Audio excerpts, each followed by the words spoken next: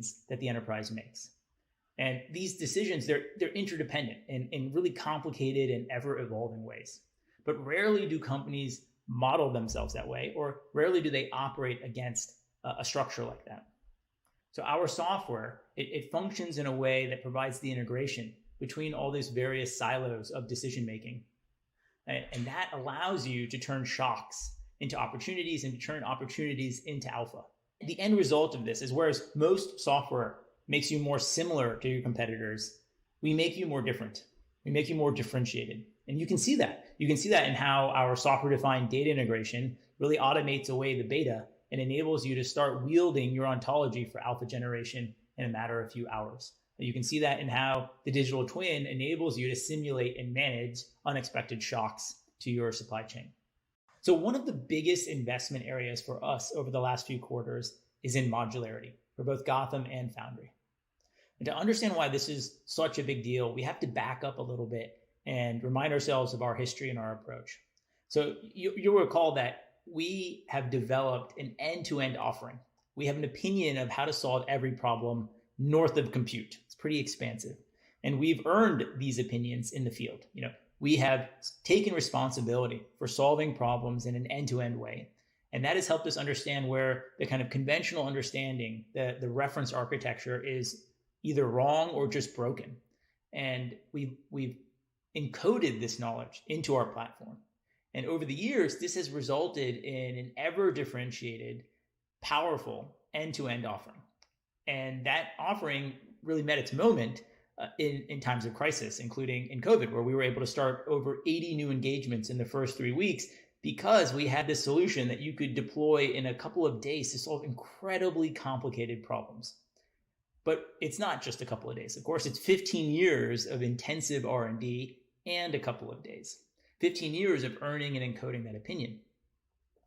And so we were, and I think we still are, the only solution that can solve a problem in a crisis when time really, really matters.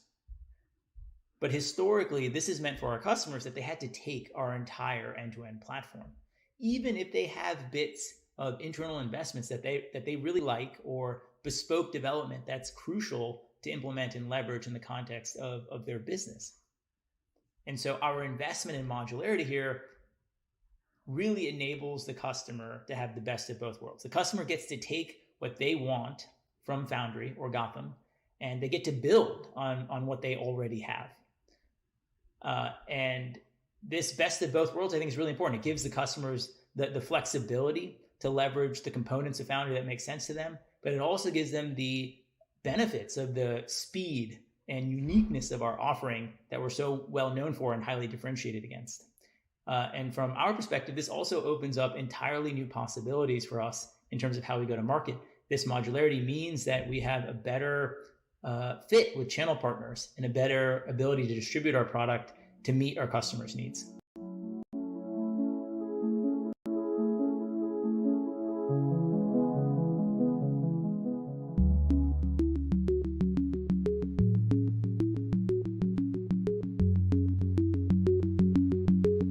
Today, we're excited to share some highlights of our product as part of our Foundry 21 launch.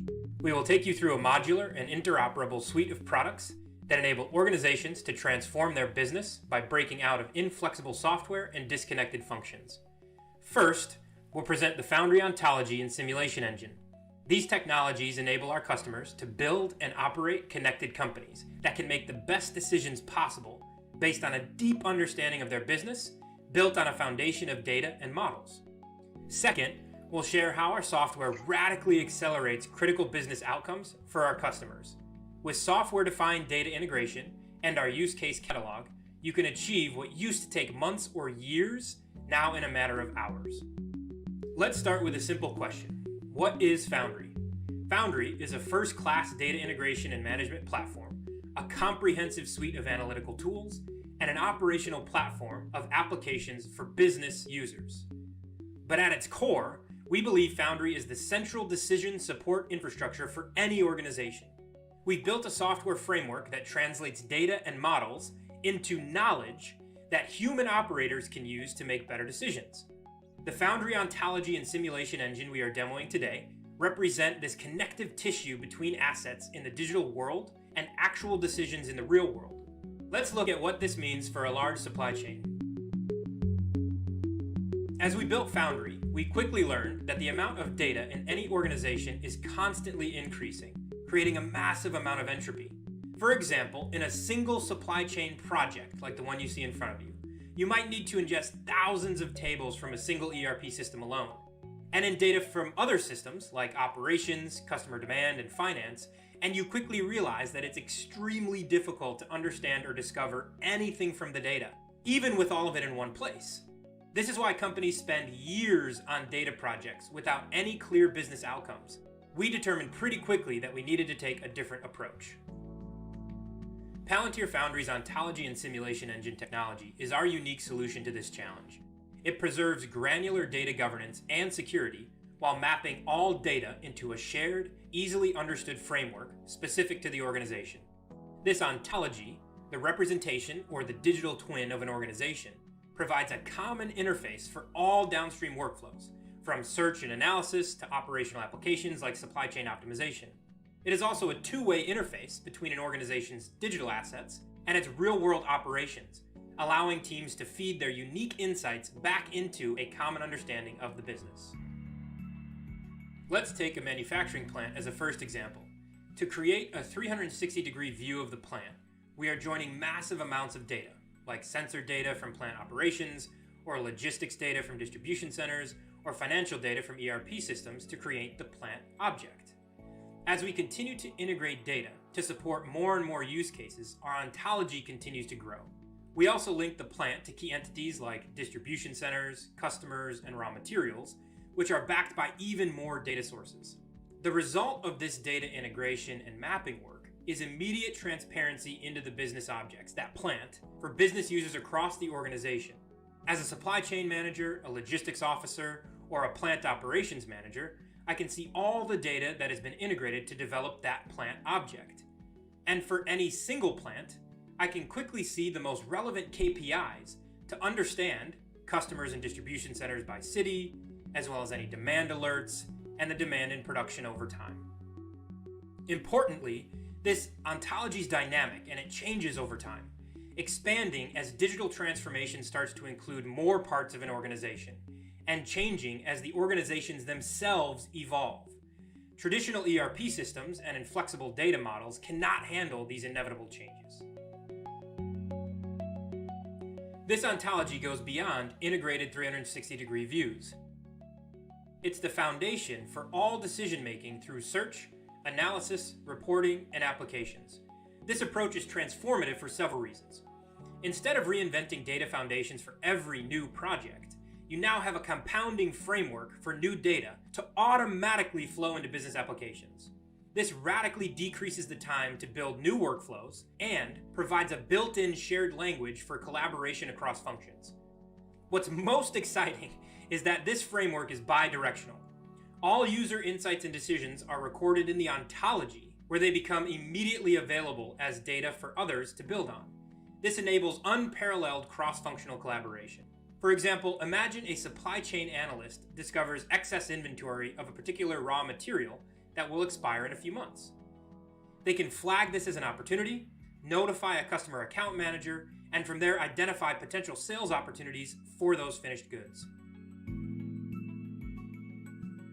Let's dive into how an operational application can be created using the ontology. This is the supply chain control tower. A supply chain analyst uses this app to get an overview of their network and high-level KPIs, and then drill down into specific areas of concern. The data shown here is coming from disparate global sources that previously required users to use several pieces of disconnected software. The map here shows customers, distribution centers, and plants. Let's quickly jump into edit mode to show how the ontology makes this type of complex application easy to build and maintain with no code. So now let's say I want to quickly see a more detailed view of the customer. It's not hard to do. First, I can quickly add all the information I have about customers. From the map, I want to add a widget to the left to display properties for all customers. We can search for the customer object from the ontology and add all the properties.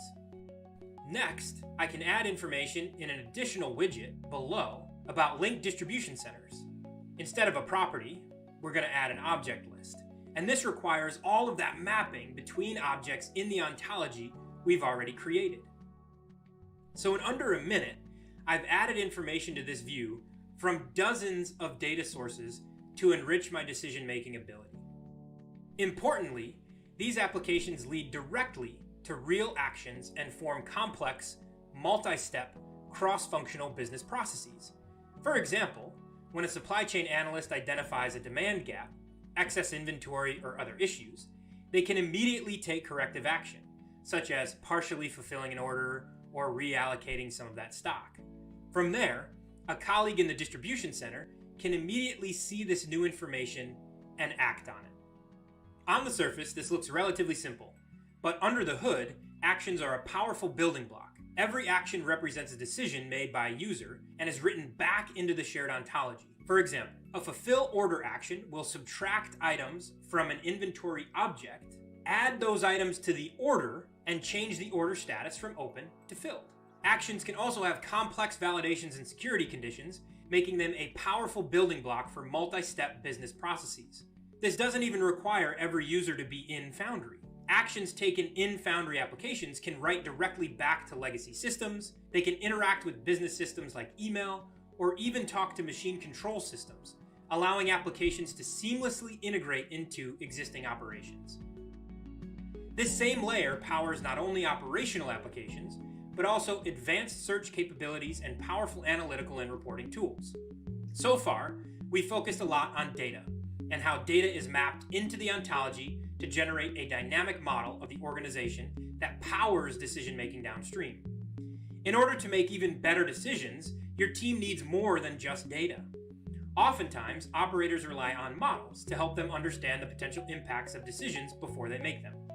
These models can be as complex as deep learning and artificial intelligence, or as simple as logic, like adherence to standards often used by executives. Once again, Foundry's ontology is the connective tissue. By mapping models to that ontology, we create a system-wide simulation engine that powers what-if analyses that were previously impossible. Users at every level of the organization, from strategic to operational, can understand the potential outcomes and side effects of a decision before they execute on that decision. What this creates is an extremely powerful infrastructure that enables organizations to treat their operations like code. Changes can be staged and tested before they are applied. For example, in our supply chain control tower, production and pricing models leverage data from raw materials and plant capacity. It puts out production volume and customer demand estimates based on price changes. This type of model is often used by a supply chain manager to decide how much of a given refined product to make from a bath of raw materials. We can then chain a model like this with a seasonal demand model to dynamically optimize the product catalog and increase revenue. It is notoriously difficult to understand cause and effect in a supply chain. When automation fails due to disruptions or simply because status quo has changed, companies have a very difficult time adapting. As a result, delayed orders or lost opportunities like excess inventory are commonplace. In Foundry, all models, regardless of the environment they are built in, are managed in a unified framework. For example, here we're looking at a library of all this organization's models. They are closely coupled with their ultimate business objective, like maximizing production or minimizing cost with COGS models, or balancing the inflow and outflow of inventory from a distribution center. And we can identify if they are being used in production. In the catalog, I can quickly scroll down to find seasonal demand models and production models, among others. I can see how many deployments are currently active, the overall model health, and more. More importantly, all model inputs and outputs are mapped and bound to their representation in the real world. For example, I can hover over the customer demand model and see that the objects associated with the inputs are raw material order and material, and the objects associated with the outputs are raw material order, plant, and material. By clicking this model, I can not only see the business context around the project in the form of a prediction goal that you see at the top, but also how the model's inputs and outputs are mapped to the real world. Here we can see the specific properties for the inputs are cost and price, and the outputs are demand, capacity, and inventory. I can monitor model performance, manage changes to this model over time, and manage how this model is deployed into the application layer. The most valuable aspect of this product is not managing individual models, but instead enabling the models to relate to each other through a simulation engine, powered again by the ontology. So let's take a quick look at the second model.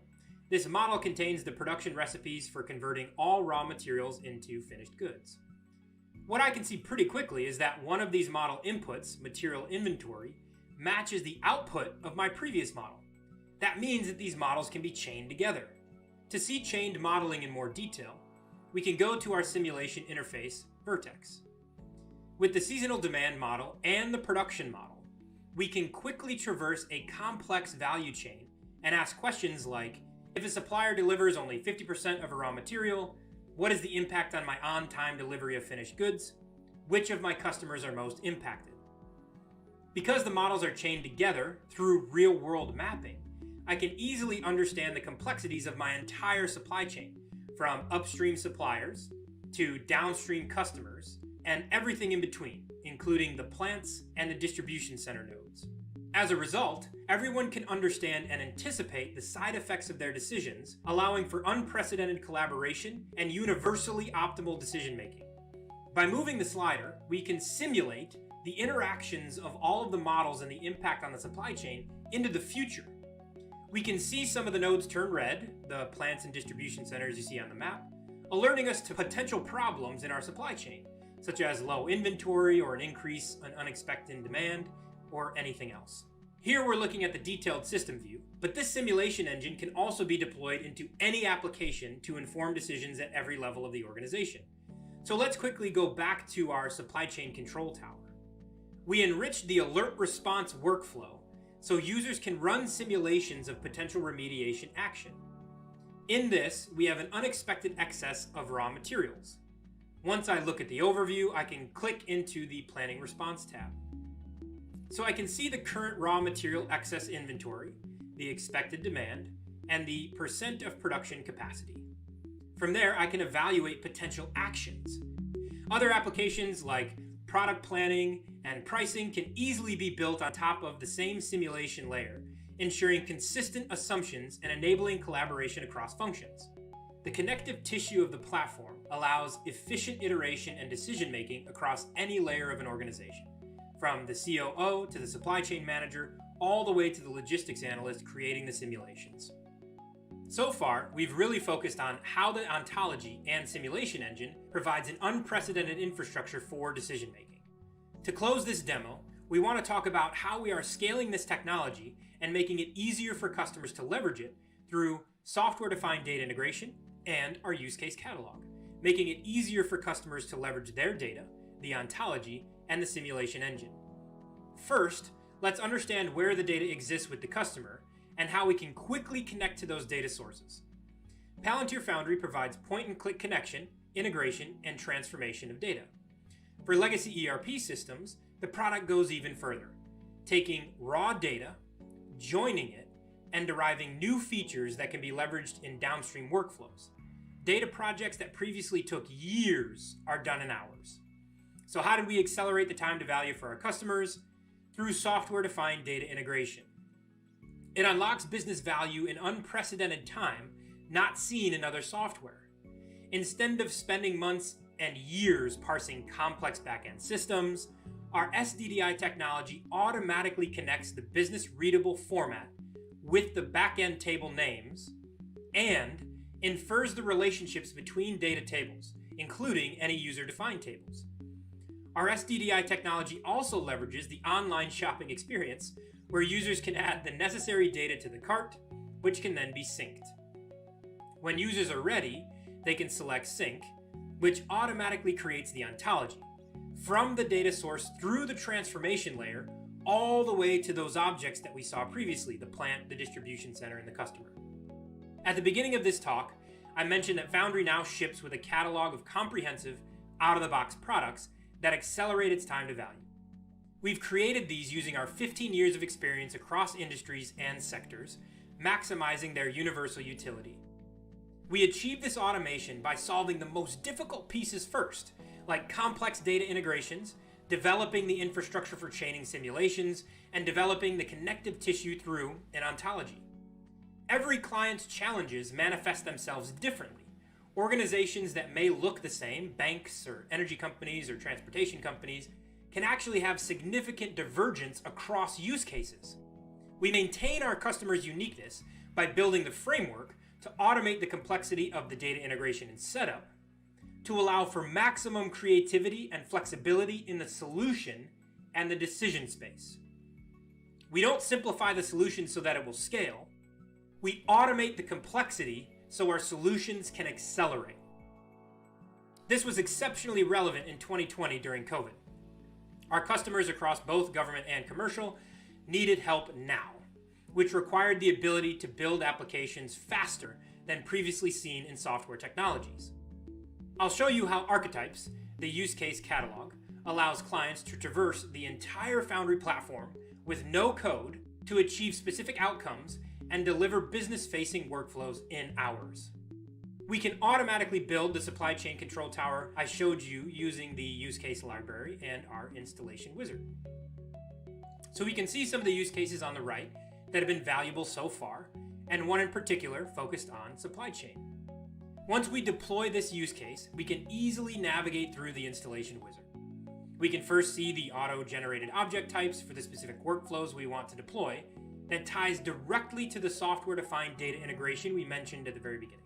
We can see the demand forecast to be deployed as a function, along with any other model or forecast. We can set the specific actions we want users to take, so the cancel an order or fulfill an order, or partially fulfill an order in our example. And lastly, we can deploy various workflows based on these inputs. So in our example, like the supply chain control tower, in just a few clicks, I can deploy the framework that we use to create the supply chain control tower. So again, we haven't simplified the solution so it will scale. We've automated the complexity so our solutions can accelerate while maintaining the flexibility our customers demand.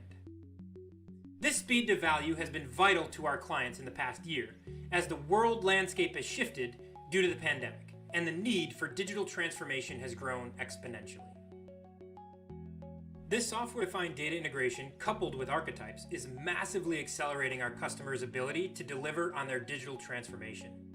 But it is also providing a robust foundation for them to extend their own offerings and build their own SaaS products. By removing the barrier of bespoke data integration, they can build net new products that scale across their own markets. As you saw today, Foundry provides a software solution for better decision-making, enabling businesses to actually turn their data and models into transformative change. This is especially clear from the business and institutional outcomes Foundry has enabled across the world. We want to share a few of those with you today. Some of our partners are using software where software really hasn't played a role previously. For example, a law firm is leveraging the technology to provide sanction screening to their clients, removing the need for manual review. In financial services, customers are extending their offerings to be much more tailored to the client's reality to create customized solutions. A bank is building new cash management capabilities that integrate directly with their client ERP systems to solve a ubiquitous challenge for treasuries.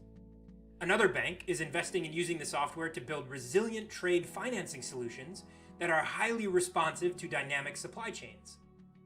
One insurance company is providing a shared foundation for risk management with primary insurers.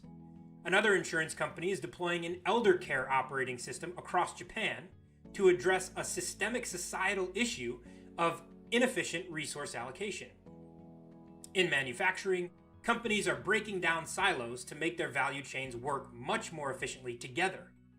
Automotive OEMs are deploying the software to their suppliers to enable seamless quality investigations and supply chain coordination. Performance materials manufacturers are collaborating with semiconductor manufacturers. And our channel partners that you heard about in our last investor call are using the software to build their own go-to-market motions that allow them to scale their unique expertise through software. A management consulting firm is taking a working capital reduction offering to market for industrials in Germany. That allows them for the first time to unlock their unique business understanding through software in a scalable manner. Another management consulting firm is leveraging SDDI and the Foundry ontology to accelerate their M&A activities both during the diligence phase and post-M&A during the digital transformation. Systems integrators are productizing SAP migration modules that accelerate the time and robustness of their offerings. In each of these cases, the software product pattern is the same. Provide software to automate heterogeneous data integration so that our partners can leverage their unique capabilities to build sustainable, competitive advantage for themselves.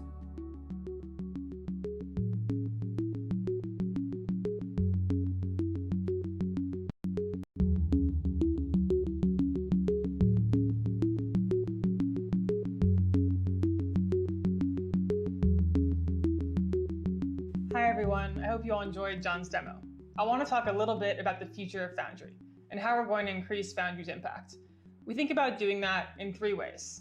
First, reaching more customers through our use case catalog and modular deployment options. Second, reaching more users so that Foundry can power every critical decision made in and across institutions. And this means getting Foundry into the hands of every user who needs it through things like a new mobile offering and enabling users across organizations to collaborate so that they can work together to solve hard problems that can't be solved alone, like the ongoing pandemic and climate change. And third, we're going to build on what you saw in the demo and innovate in our approach to how AI is applied to operations. We imagine a world where every decision made is informed by the best data possible, and decision makers leverage simulation to fully understand the wanted and unwanted consequences of their actions within complex connected systems.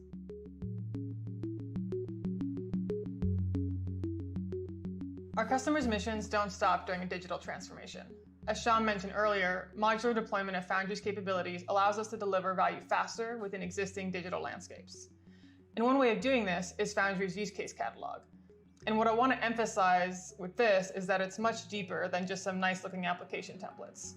For example, let's dig into an offering we're developing around carbon accounting and management. To reduce carbon footprint, one of the hardest problems is actually building a data foundation to understand it at the granular level. Companies have to integrate detailed data from across their global operations, raw materials, manufacturing, logistics, distribution, and transport, and overlay all of that data with a carbon equivalent calculation, and then incorporate that cost into workflows across the business. From there, they can start to actually evaluate the impact of everything from daily decisions, at what speed should this ship travel, to long-term ones, like what ships should I prioritize to replace with more fuel-efficient ones. Foundry Solutions solves this complexity, building the knowledge asset and simulation capability first, and enables customization of specific workflows and applications built on top of that. This is really just one example though, and we see a potential for a marketplace where industry leaders can acknowledge into products that accelerate innovation across their industry. As John shared earlier, we believe non-tech businesses like law firms and banks can leverage Foundry to distribute software solutions to their customers or partners. For others, modularity centers on the interoperability of Foundry with other digital platforms. For example, we are partnering to create a joint offering with a third-party infrastructure and data management tool complemented by our ontology and operational platform to drive business decision-making. In another configuration, customers use our data platform but operate third-party or custom application platforms on top of that.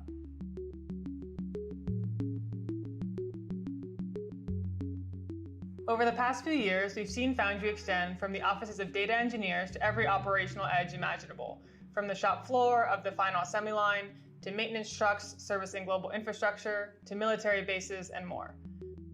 Our upcoming mobile offering enables customers to build, deploy, and manage purpose-built applications for mobile using the same point-and-click tools that they use for desktop. For example, a maintenance technician can use their phone to guide and prioritize their daily work using a triaging application powered by multiple data sources and meaningful models. From there, they can identify and investigate maintenance issues on site and use the app to quickly capture back additional data on the fly that then becomes available to their colleagues. Even more important than reaching more users is connecting those users to each other. We're seeing that customers want to collaborate at a truly unprecedented rate. Health agencies with hospitals, manufacturers with suppliers, and in Foundry, we treat this as fundamentally the same problem, whether you're working across organizations or working across functions within one. Effectively, industries are just another large siloed organization with a few additional constraints. And because of that, Foundry's approach is really unique, and it can't be compared to surface-level collaboration tools like shared folders or chat. It's more joint operation than just collaboration. And the way it works is that Foundry sets granular security controls at the data source level and provides a shared operational language, the ontology, as the parameters for engagement.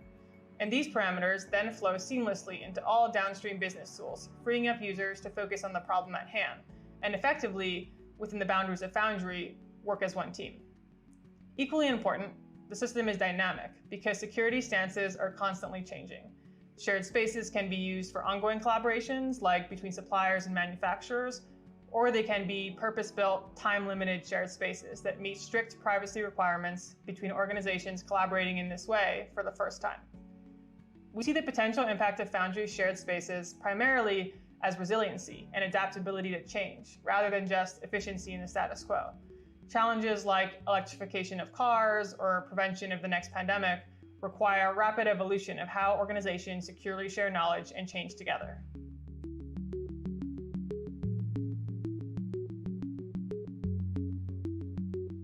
Our customers are accumulating sensor and computer vision data, but encounter significant problems in moving the models that interpret that data from science project to live operations. Foundry's approach to AI addresses these roadblocks by tightly coupling model development with the operational problem that it aims to solve. We're not building just another code notebook or modeling library for data scientists, but rather the DevOps for all of an organization's models, providing a software framework to get from idea to ongoing impact. I won't get into the details of every step of that today, but let's look at model training and monitoring as an example. Imagine an analyst at a telecoms company builds a model to identify damaged infrastructure through satellite imagery in order to prioritize and then dispatch maintenance crews. She will find it crucial to understand whether the model performs equally well on all types of damage. Some damage requires urgent repairs, so in the business application, even slightly worse performance of the model on this subset of data would be a major concern. Foundry's intuitive point-and-click experience makes it easy to interrogate model performance on meaningful subsets of data and to view the results in an operational sandbox similar to what an end user would see downstream. And this nuance is really critical in using a model practically, but is often lost in traditional AI model development tools. Through the ontology, Foundry provides all the relevant context available to explore and anticipate how the model will perform in different situations. And importantly, this is an ongoing process. Built-in monitoring and retraining ensures the evolution of AI projects for the long haul. Another crucial part of connecting models to outcomes is Foundry's simulation engine. We introduced this in John's demo earlier. The simulation engine chains models to each other through the ontology, enabling users to ask what-if questions and understand the potential impact of their actions on the entire system. This year, we want to take that one step further by democratizing optimization. So in the supply chain example, this means instead of manually comparing a few scenarios, a supply chain manager could trivially find the precise price point that optimizes revenue without going under inventory limits. That might sound pretty simple, but a lot actually happens under the hood. Within an optimization, we evaluate thousands of scenarios, with each scenario representing a different set of possible actions. Within each scenario, a simulation chains together several models. Finally, the simulation engine returns a ranked list of scenarios, and the operator can compare them and make a final decision on which action to take. Fundamentally, though, this isn't about any specific optimization algorithm, but about how Foundry connects optimization with actual operations. We believe that by combining the software's ability to fully explore decision space with the human operator's ability to understand unmodeled constraints and information, we enable organizations to rapidly adapt to changing environments and consistently be adjusting towards optimal in every decision that they make. This can mean anything from identifying the optimal price to sell inventory, identifying wind turbines positioning to maximize electricity generation, or plotting shipping routes that will maximize revenue over the course of years. I'll now hand it over to my colleagues to show you the newest developments in Gotham, how they're applied in mission-critical situations, and where they're going next.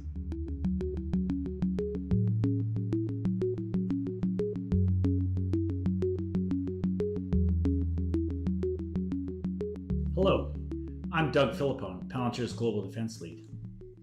Over the past 13 years, I've dedicated my life to starting and building Palantir's global defense business. Today, I'm excited to show you what's deployed and what we're building with our new Gotham 21 launch. It helps our nation's warfighters make life-saving, split-second decisions on and off the battlefield in perhaps the most complicated environments and complex set of systems in the world. To me, this is personal. I've spent years of my life fighting in America's wars, and I know full well the challenges of making split-second decisions in the heat of battle based on true and timely information. It's very difficult. With nation-state adversaries pushing on our interests around the world, we've shifted our focus from counterterrorism to the near-peer fight. So what's changed driving the new launch? In the near-peer paradigm, we have to make decisions in nanoseconds, or we're gonna lose. Real-time sensors create insane amounts of data from satellites to the sea. New cutting-edge systems aren't connected in any real way to facilitate holistic decision-making, and nothing's fast. The internet doesn't always work. Sometimes you're jammed, and sometimes you just don't have coverage, but your systems must continue to work. Constrained optimization used to be a mathematical concept, but now it's an everyday reality. Every organization around the world, especially the military, is trying to do more with less. The old paradigm involved what can you do?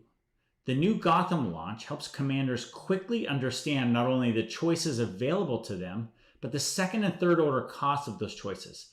It's a game changer and applies to every business in the world. In many ways, this is the most important problem of our time and critical to our nation's prosperity and our way of life. At Palantir, we've got our best engineers working to take every sensor, data feed, and database out there and integrating them together to give leaders across echelons a holistic view of their world and allowing them to optimize their split-second decision-making. This is a big deal. Shortly, you'll hear from Gotham's lead product manager, designer, and implementer who will share their experience born of supporting the warfighter, forward deployed with the warfighter in conflicts all over the world. I know because I was there with them. Through a variety of challenges and learnings along the way, we've had a very real breakthrough. And we are combining the best capabilities of our platforms in a way that has an amazing synergy and a real world impact. So with that, see it for yourself.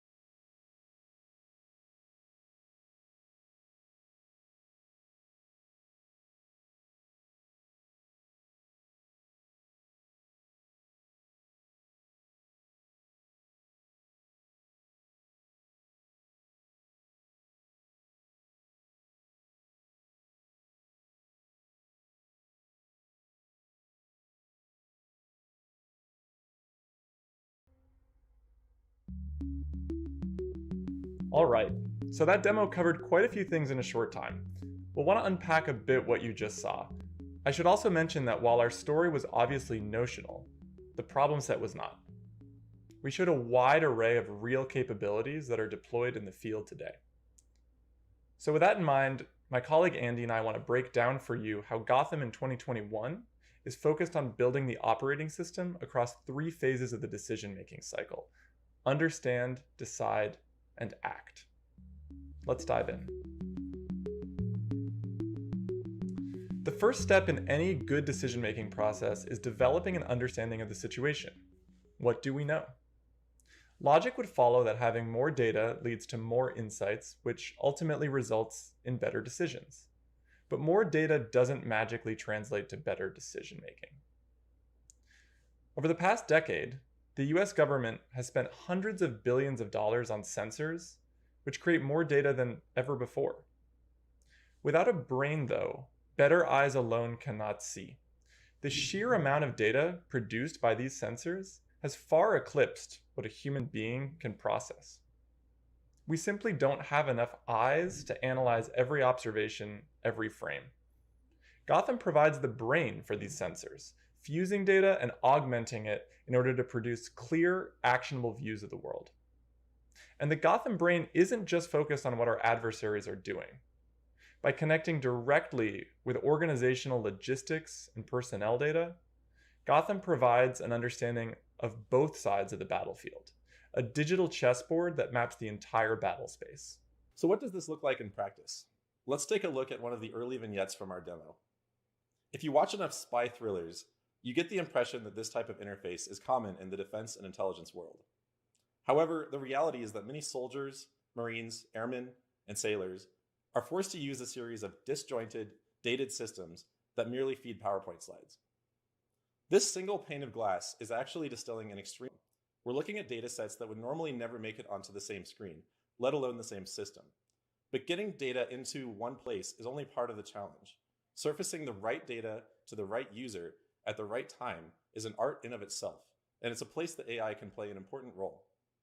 For example, here you can see one of our interfaces, which is deployed to commanders today. On the screen, you can see the details of an intelligence dossier. However, the screen also shows data such as human intelligence, signals intelligence, equipment statuses, and more.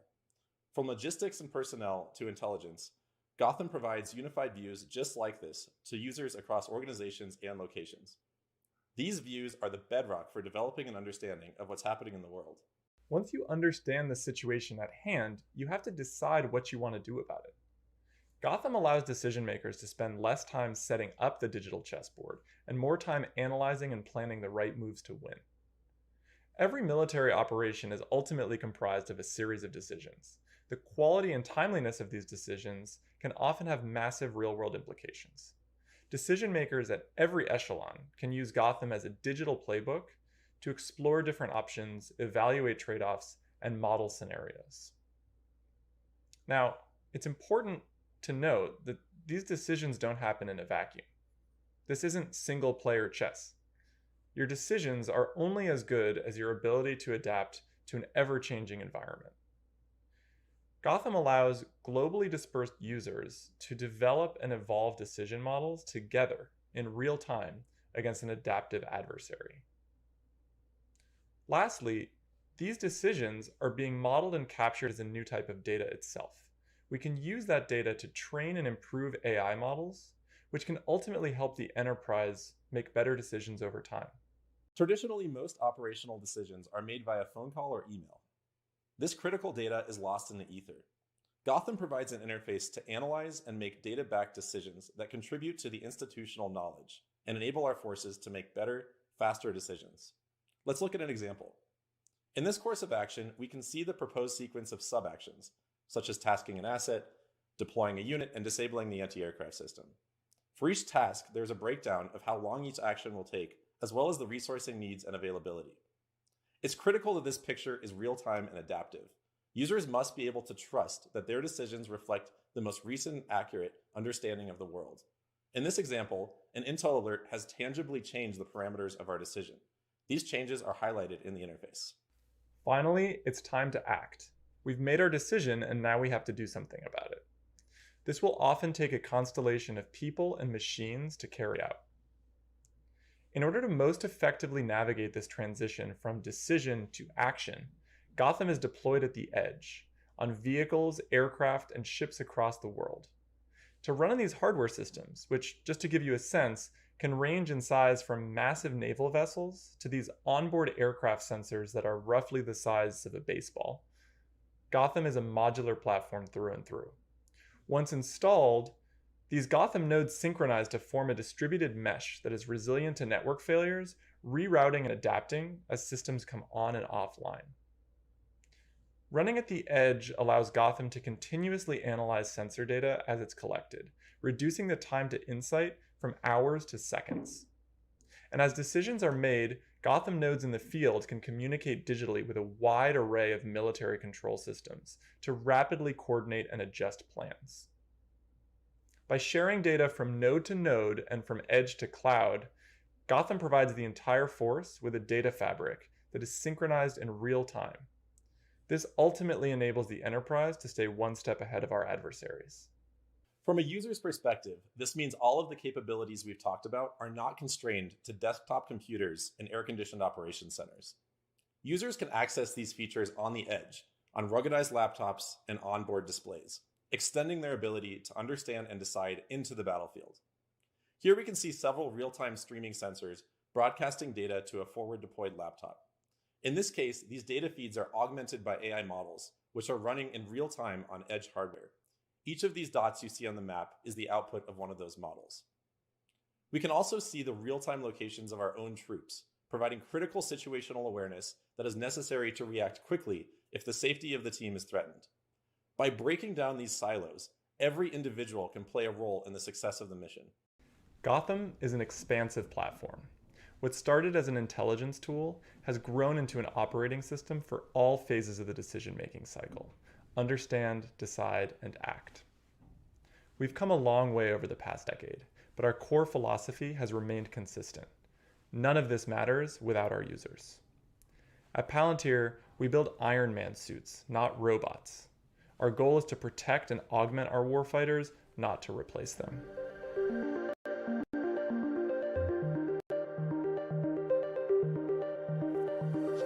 At Palantir, we're committed to supporting the world's most important institutions and helping them solve their most important problems with our software platforms. These problems exist in the real world, so not only do problem spaces come in all shapes and sizes, but so do our customers' operating environments. Our customers today use Foundry and Gotham from a diverse set of environments: corporate campuses, industrial work sites, laboratories, factories, and home offices. But our software must also run in remote on-premises data centers, active combat zones, and classified networks, from submarines to airplanes, even to drones. So while the vast majority of our customers are able to take advantage of our public cloud SaaS, these real-world constraints mean that many of our customers are unable to do so. Apollo is the silent third platform that sits behind both Foundry and Gotham. It is what allows us to meet our customers where they are, to power their missions and solve their most important problems, no matter where on the world these are. Apollo manages the end-to-end set of software platform considerations, from our developers' keyboards all the way to our customers at the front line. At the core of Apollo is an end-to-end, highly extensible framework for continuous delivery in all environments. It provides an autonomous control plane for the continuous delivery of standard new product features, security updates, and platform configurations. But Apollo was also designed to meet the complex realities of our customers. It understands the granular state of Foundry and Gotham worldwide, and it's responsible for ensuring that the whole fleet is healthy and up to date. And it does so while working within the confines of each customer's unique requirements. It takes a sophisticated approach to rolling out new releases, including blue-green upgrades with composite success criteria, and a fully autonomous approach to rollbacks in cases where health criteria aren't met. The platform's observability framework works hand in hand with continuous delivery, leveraging both synchronous and asynchronous telemetry to monitor the complete lifecycle of every single piece of software. As you'll hear about shortly, Apollo's reach extends far beyond traditional SaaS architecture. From the autonomous management of edge devices, including those within heterogeneous and shifting network topologies, to capabilities further up the stack, including the complete lifecycle management of machine learning models. Today, Apollo has been key to increasing velocity of both new and our existing SaaS business. This year, we saw more customer onboardings than ever before, with many fueled by real urgency around COVID-19 and other critical problems facing both public and private institutions alike. Apollo enables us to onboard these new customers to our SaaS in a matter of hours. But not only can we service new customers more easily, but with Apollo, our developers can roll out features to the entire existing fleet automatically. Apollo is the beating heart of our platforms, working around the clock to continuously deliver software to our customers. It's not only automated, but intelligent, enabling our developers to not only push changes, but to push them with confidence, shipping new features faster without compromising on stability. Through the use of release channels, soak times, blue-green deploys, and maintenance windows, we ensure that our highly available system stays highly available. While we've been in the cloud since 2013, it's only in the past couple of years that we've seen massive adoption of our SaaS platform. Where large conservative institutions once viewed SaaS and the cloud more generally with a healthy amount of skepticism, we've since seen a shift in viewpoint. By successfully demonstrating its value to our customers, these organizations have come to embrace our SaaS platform. In 2020, nearly all of our customers opted for our cloud-based SaaS. This includes industries that are very highly regulated, from financial institutions to utility companies to governments across the globe. SaaS also powers our COVID-19 response work, supporting over 100 private companies and 10 governments, including the US and the UK. Our SaaS is also used heavily by the military, both in the US and abroad. With Apollo, our SaaS is able to meet our customers' most stringent requirements. Our natively multi-homed architecture provides fault-tolerant, resilient platforms that are replicated across distinct physical sites. And our global footprint ensures that we meet our customers' evolving data residency requirements. We offer a wide array of connectivity options for customers with private connections, custom access points, and other non-standard networks. And it's backed by our auto-scaling infrastructure that adapts to spiky workloads, handling large data volumes seamlessly, eliminating the tedious and often error-prone burden of capacity planning. Taken together, all these options have allowed us to bring some of our most conservative customers to use SaaS in the cloud for the very first time. Apollo's flexibility enables our SaaS platform to support the requirements of the world's most risk-averse and most mission-critical systems today. You can see some examples here listed of these systems. Suffice it to say, they need the latest technology, and they also need it without risk of downtime. Apollo is able to deliver. Our SaaS is authorized to be used for mission-critical national security systems by the US Department of Defense. This authorization is the most stringent for unclassified data, and you can count the number of other SaaS systems who have this accreditation on one hand. We are committed to continuing to support the world's most important institutions by ensuring that SaaS-like efficiency, coupled with reliable stability and top-notch security, are our top priorities. We built Apollo to be infrastructure agnostic, liberating our customers from cloud vendor lock-in. Apollo powers critical workloads and spans multiple cloud providers today. And with Apollo, we are taking our SaaS beyond the usual hyperscale providers like AWS and Azure, and we will thrive in a world of future cloud vendor balkanization. For example, we're day one members of the Gaia X initiative, the recently announced project to build a common data infrastructure for Europe. And we also know that the landscape changes rapidly, so we're taking this a step further. The large organizations we work with aren't homogeneous internally. They know the future is multi-cloud. So we are actively investing in the ability of our customers to dynamically shift workloads between infrastructure providers on demand. And we're working towards a complete BYO ecosystem that will empower our customers to bring their own storage and compute wherever it may live, natively to our platforms. Apollo enables not just multi-cloud, but multi-classification SaaS as well. Running software on classified networks today has its own set of unique challenges. Lack of outside connectivity, additional security and compliance constraints, and the need to transfer data between networks physically using DVDs, to name a few. Apollo's flexibility means that it works across all classification levels. Apollo is running today in unclassified, secret, and top secret environments, powering the same SaaS platforms that you see in the public cloud. Apollo enables us to improve the speed and delivery of software binaries, bringing the latest features to classified environments nearly as fast as they make it to the public cloud. It also powers cross-domain workflows, automatically synchronizing critical data assets across these very same networks. We are defining what it means to be a SaaS in the classified space. We're moving from a world of slow and minimal upgrades with static software that quickly gets out of date to a world where the benefits of SaaS can be realized in the classified world as well. We will solidify this position by becoming the first SaaS authorized for the US Department of Defense Impact Level 6, enabling us to scale even more quickly across secret networks. Apollo also takes our platforms to places where no SaaS has gone before, to challenging physical conditions, war zones, remote deserts, across oceans, to places with delayed, disconnected, intermittent, or low bandwidth environments, places where network cables do not exist, to mobile and ruggedized places, Humvees, subs, downrange data centers. These are all places where customers historically have only had access to legacy, static, custom-built systems. But we've changed the game by bringing the same powerful software available in industry to these challenging environments, providing them with our platforms that are always cutting edge and always up to date. And with Apollo, we've done this while maintaining SaaS-like margins. For our customers, Apollo unlocks unprecedented scalability because it works for even the most complex network topology. Combined with technologies like Nexus Peering, Apollo powers a global mesh network for the US Department of Defense, running fixed, tactical, and mobile forward deployed nodes of all shapes and sizes. And with Apollo, we can do this with an extremely small headcount.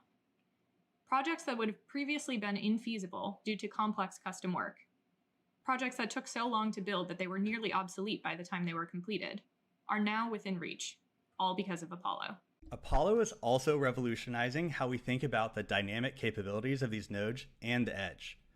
When most people talk about the edge today, they only talk about the edge as a static set of environments with fixed sites, fixed topologies, limited form factors, and limited specialized compute capabilities. Apollo turns the edge operational by enabling us to adapt to the inevitable changes in the physical environment. It handles changes in connectivity, changes in scale, loss of nodes, or repartitioning of networks. It adapts seamlessly, allowing us to bring SaaS to the edge across a variety of form factors, from autonomous vehicles to ruggedized mobile data centers. But Apollo is more than just infrastructure management. As we've mentioned, it's about management of all parts of the platform, from our developers' keyboards all the way to our customers on the front line. Apollo powers software-defined data integrations, delivering an always updated, out-of-the-box suite of tools for interacting with data sources of all types. And within our platforms, Apollo also powers an expanding set of workflows, from model management, simplifying the release and testing of AI or machine learning models, to anomaly detection, updating algorithms and workflows for high-scale sensor data. And it powers these workflows for an expanding set of developers, supporting applications on our platforms built by customers and also third-party partners. Apollo has revolutionized Palantir's operations. And while we initially built this for ourselves to power our own platforms, our customers have recently started to ask if they can use Apollo for theirs. This is something that we've started to explore. Apollo has allowed us to dramatically expand our market footprint. Our existing SaaS has become more efficient, and Apollo has enabled us to go after new markets and customers who historically haven't ever been able to use a SaaS product. We're able to meet our customers where they are and continue to deliver software at a higher bar than has ever before been possible. We're looking forward to pushing these capabilities even further, improving Apollo to further service hard-to-reach environments and workflows, and truly taking Apollo to the next level. Apollo means we can solve the world's hardest problems and do it in a way that is scalable and sustainable, on a timeline and budget that no one else can. Sham, back over to you. All right. As you can all see, we are just at the beginning. To wrap up, I'd summarize that you're seeing us invest deeply in unique capabilities that continuously differentiate our offering by investing in capabilities that differentiate our customers. Low-code operational apps and digital twins, and AI-enabled mission command. You're seeing us invest in speed. Software-defined data integration archetypes are dramatically speeding up the time to value. You're seeing us invest in Apollo, our delivery infrastructure, and in modules to meet our customers where they are, to integrate with their existing investments, to enable channels to sell our platforms, and to deliver a modern SaaS-like experience where really no SaaS has gone before. We have built so much over the last 15 years, and we are continuing to accelerate the pace of progress and the depth of these capabilities. And as Alex has said, we build products the world needs, that our customers need, even if it isn't completely obvious how much they need them just yet. The foundational investments that we made a decade ago enabled us to be prepared for COVID and to meaningfully help over 100 commercial institutions across 35 countries, and as well as 10 national level governments in responding to this crisis. And similarly, the investments that we are making today, the roadmap we are executing on, will be there, ready to meet the moment, ready to meet what may come. Thank you all so much for joining us.